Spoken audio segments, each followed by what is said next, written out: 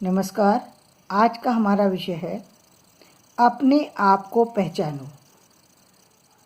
अपने जीवन में ये जानने की प्रयास करो कि कौन सी चीज़ आपको अपने आगे जाने से रोकती है और कौन सी चीज़ आपको पीछे की तरफ देखने को मजबूर करती है।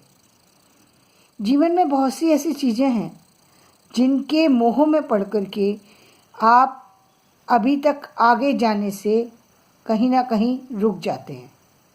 जैसे माता पिता का मोह, अपने गांव का मोह, परिवार का मोह, भाई बहन का मोह, पैसे की कमी, शिक्षा की कमी, अपनी जानकारी का अभाव, या फिर अपने रिश्तेदारों से अलग होने की व्यथा, दूर जाने का भय, आदि आदि ऐसी चीज़ें हो सकती हैं जो कि आपको आगे बढ़ने से रोकती हों। और वो कौन सी चीज़ें हैं जो आगे जाने के लिए प्रेरित करती हैं? हो सकता है वो आपको शिक्षा आपको आगे की तरफ ले जाना चाहती हो सकता है कि आप जो शिक्षा लेना चाहते हो वो शहर में मिलती हो या विदेश में मिलती हो, तो वो शिक्षा आपको अपनी तरफ आकर्षित कर रही है। वो धन जो दूसरे लोग कमा रहे हैं, करोड़ों में लोगों की सैलरी है, वो सैलरी कहीं ना कहीं आपको अट्रैक्ट कर रही है। वो पद जो लोग बड़े बड़े शहरों में जाकर, जो बाहर जाकर के जो लोग अचीव करते हैं, जिसके कारण से उनका सम्मान होता है, वो पद आपको आकर्षित कर रहा है। वो टेक्नोलॉजी जो कि आज नए नए निर्माण में सहायक हो रही है, नई नई चीज़ों को बनाती है, वो चीज़ें आपको अट्रैक्ट कर रही हैं। नई नई बिल्डिंग है वो आपको अट्रैक्ट कर रही हैं। हो सकता है कि आपको जो लोगों की जो नई सोच है वो कहीं ना कहीं आपको अट्रैक्ट करती है। हो सकता है फिल्म इंडस्ट्री है वो आपको अट्रैक्ट करती है। हो सकता है और समाज की शिक्षा, पुस्तकों का ज्ञान जो कि आपके पास उपलब्ध नहीं है, जो आसपास के लोग हैं वो आपके पास उपलब्ध नहीं है। बड़े लोगों के बीच रहना आपको अच्छा लगता है, लेकिन आपके आसपास का वातावरण ऐसा नहीं है कि वहाँ पर बहुत पढ़े लिखे लोग हों।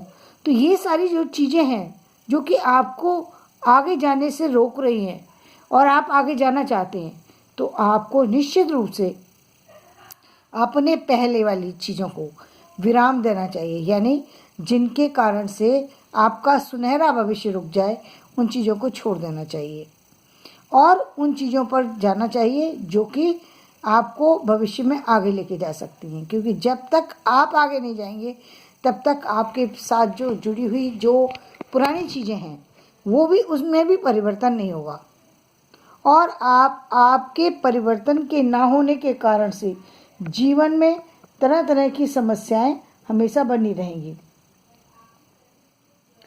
अपने आप को पहचानने की ज़रूरत है कि आप खुद में हैं क्या।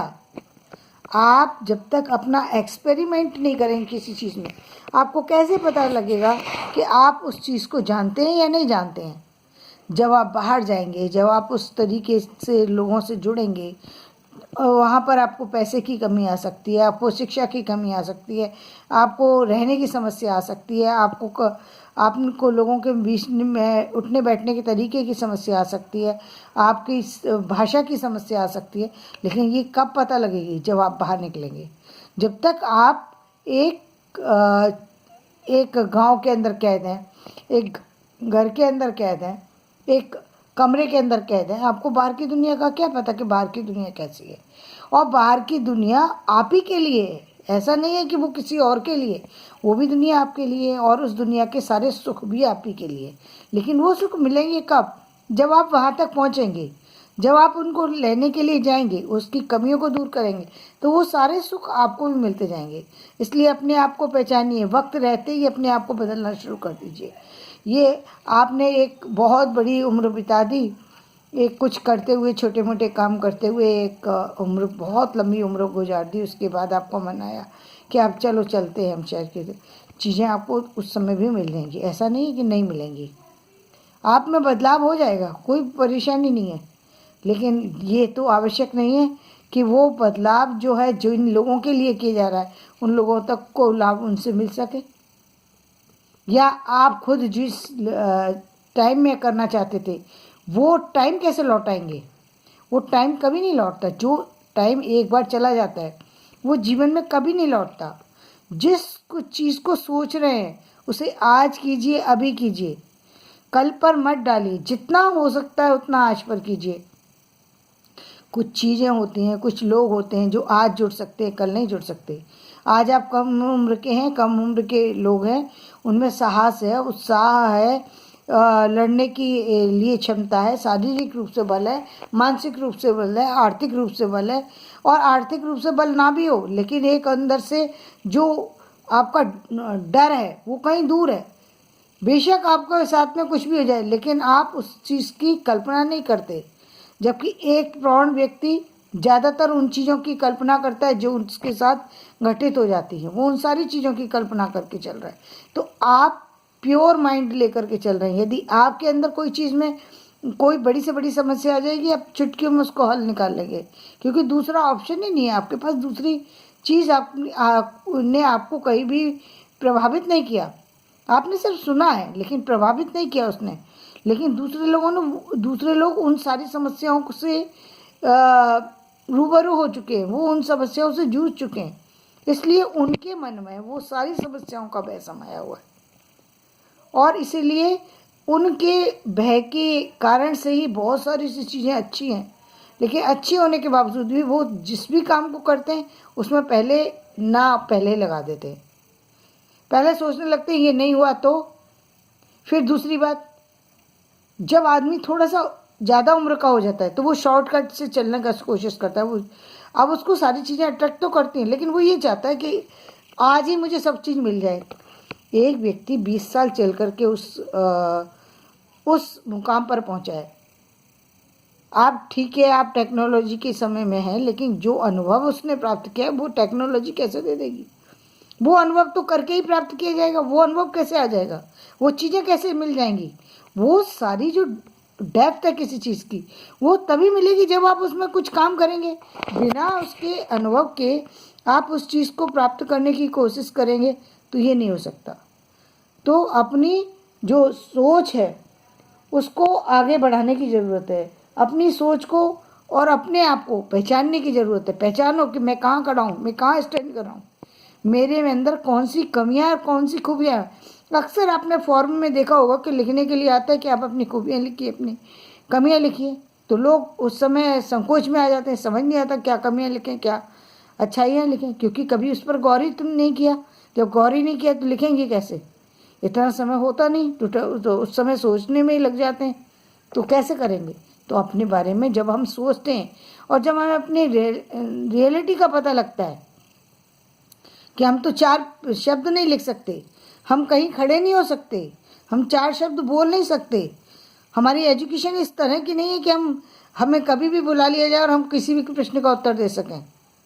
जब हम इस तरह के लोगों के सामने जाते हैं, जब हम इस तरह की दुनिया से परिचित होते हैं कि देखो कि दूसरे व्यक्ति की नॉलेज कहाँ से कहाँ तक है, तब हमें उससे एक ज्ञान प्राप्त होता है। इस ज्ञान को बढ़ाने की ज़रूरत है।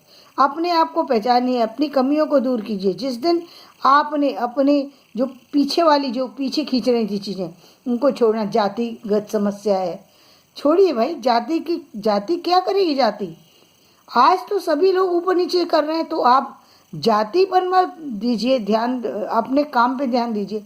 यदि काम करने वाला व्यक्ति इतना बेहतरीन काम कर रहा है कि जिसकी कोई सामान्य व्यक्ति से तुलना ही नहीं की जा सकती, किसी जाति के व्यक्ति से तुलना ही नहीं की जा सकती, और उसके काम श्रेष्ठतम है, तो आप उसके पीछे जाइए।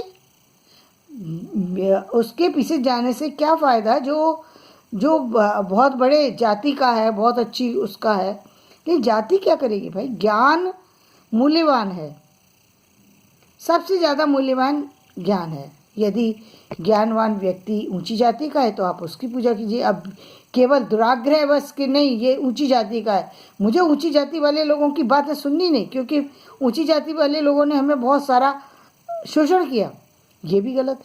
दोनों चीज़ें गलत हैं। जहाँ भी ज्ञान तो कहते हैं कि पशु पक्षी से भी मिले, उससे भी ले लीजिए। निम्न लोगों से मिले उससे लीजिए, बच्चे से भी मिल जाए तो उससे भी ले लीजिए। हो सकता है 1 साल का बच्चा भी कोई ऐसी बात बोल जाए, कुछ ऐसा कर जाए कि आपको जो है उससे ज्ञान प्राप्त हो जाए। ज्ञान के लिए किसी उम्र की के बंधन में बंधने की जरूरत नहीं है। ज्ञान के लिए कहीं किसी चीज की कोई ऑर्बिट नहीं है। ज्ञान कहीं से भी प्राप्त हो सकता है और उसके लिए हमेशा बच्चे बनकर बने रहिए। हमेशा ये मानिए कि आप पहली कक्षा के विद्यार्थी हैं, आप शिशु हैं। ज्ञान के लिए कभी अपने आप को श्रेष्ठ मत मान के चलिए। अक्सर हमें बहुत सारी सी चीज़ों का भ्रम होता है कि हम ये हैं, हम ये जानते हैं, हम ये कर सकते हैं, हम ऐसा बन सकते हैं, इतना पा सकते हैं। तो वो हमारा भ्रम है। असलियत कहाँ है? जब हम उसको प्राप्त कर लें तब है हमारी वैल्यू। जब तक हमने प्राप्त नहीं किया तब तक हमारी कोई वैल्यू नहीं है, तब तक हम कुछ भी नहीं है। और तब भी कोई ये नहीं है कि कोई हमने ऐसा कुछ विशेष कर लिया है। आज किया है ना, अब कल भी करो। जीवन आज करने से समाप्त तो नहीं हो जाता, कल भी करने की आवश्यकता है। रोजाना जो व्यक्ति काम करता है, रोजाना बदलता रहता है, तो जीवन में परिवर्तन आता रहता है। सूरदास ने 1.25 पद लिखे, एक दिन में नहीं लिखे, सालों साल लिखते रहे। अब्दुल कलाम जी ने काम किया मृत्यु पर्यंत। जो लोग काम करने वाले होते हैं वो कभी रुकते नहीं। मैंने अपने पिता को देखा, रात को मुझसे बात कर रहे हैं, सुबह 4 बजे ख़त्म हो गए। रात को कह रहे हैं कि बेटा मैं अभी काम करके आया हूँ। तो मैं ठीक है, हाँ पापा, हाँ बेटा मैं ठीक हूँ। तो काम करने वाला व्यक्ति कभी रुकता नहीं है, वो जीवन के मृत्यु पर्यंत तक काम करता है। हो सकता है उस क्षण का अनुभव आपका वो, अब ये तो पता नहीं है। हो सकता है कि लोग कहते हैं कि मृत्यु का पहले ज्ञान हो जाता है, और मुझे भी ऐसा लगता है, क्योंकि मैंने अपने पिता की जो बातें सुनी, जो मैंने अपने बाबा को देखा अपने और परिवार, क्योंकि मैं तो पंडित परिवार की पुत्री हूँ, और मैंने देखा कि उन लोगों ने पहले ही चीज़ों के लिए बता दिया था। उस तरीके की चीज़ें की गई थी कि उनको सबको पता था कि आज ऐसा ऐसा होना है। तो वो चीज़ें मैंने देखी हैं, अपने सामने देखी हैं। लेकिन उन्होंने अंत तक अपने जीवन के उद्देश्यों को नहीं छोड़ा, अपने जीवन में कभी विराम नहीं किया अपने जीवन को। ये होती है जिंदगी। और जो लोग विराम कर देते हैं बिना किसी बात के, वो जिंदगी नहीं है। वो तो अब ऐसा है कि अब संसार में जो भी आया है उसको जाना है। वो हम जब आए थे हमें ज्ञान नहीं था हम किस परिवार में जन्म ले रहे हैं, हम किसके बेटे हैं और किसकी बेटी हैं, और किस जाति में जन्म ले रहे हैं, ये हमारे बस की बात नहीं थी। हम जब जाएंगे तो हम क्या करके जा रहे हैं ये हमारे बस में है। जब तक हमारे अंदर जितनी भी जान है, जितनी भी हम कर सकते हैं, उतना हमें करना चाहिए, क्योंकि यही जीवन का सच्चा जो है तरीका है जीने का। इसके आगे क्या मिलेगा, क्यों मिलेगा, कैसे मिलेगा, कौन क्या करेगा, ये बात की बातें हैं। ये उस वक्त पे छोड़ दो, अपने को पहचानो और आगे बढ़ाते जाओ, और ये बढ़ने का क्रम कभी रुकना नहीं चाहिए। बस आज मैं इन्हीं शब्दों के साथ विराम करती हूँ। यदि मेरा वीडियो पसंद आया हो तो लाइक करें, सब्सक्राइब करें, और ताकि ये वीडियो आपको, और शेयर करें ताकि ये वीडियो मैं बराबर आपको देती रहूं, और आप निरंतर जो है अपने आप में बदलाव ला करके अपने जीवन को आगे लेकर के चलते रहें। धन्यवाद।